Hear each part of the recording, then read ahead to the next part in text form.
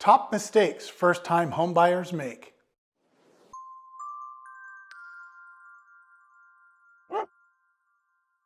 If you're a first-time homebuyer, you're probably excited, but also a little overwhelmed.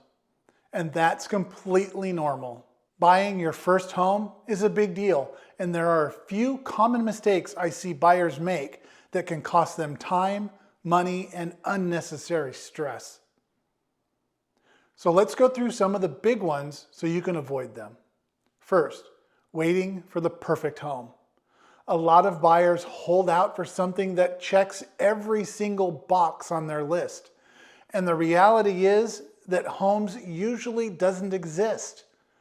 The best homes are the ones that meet most of your important needs, not every single want. If you wait too long chasing perfection, you can miss out on really great opportunities. Second, not understanding the full cost of buying. It's not just your down payment. You've got closing costs, inspections, appraisal fees, sometimes repairs or upgrades after you move in. If you're only planning for the down payment, you can end up feeling stretched very quickly. Third, looking at homes before getting pre-approved. This is a big one. If you don't know what you can afford, you might fall in love with a house that's outside your budget or miss out on that one because you're not ready to act. Getting pre-approved gives you clarity and puts you in a position to move quickly. Fourth, making emotional decisions. Buying a home is emotional. It's where you're going to live for the rest of your life, but you still need to make sure the numbers make sense. Overpaying, stretching your budget too far, or ignoring red flags just because you love the house, that can lead to regret later. Fifth, skipping or rushing through inspections. Some buyers try to move too quickly or skip inspections to be more competitive.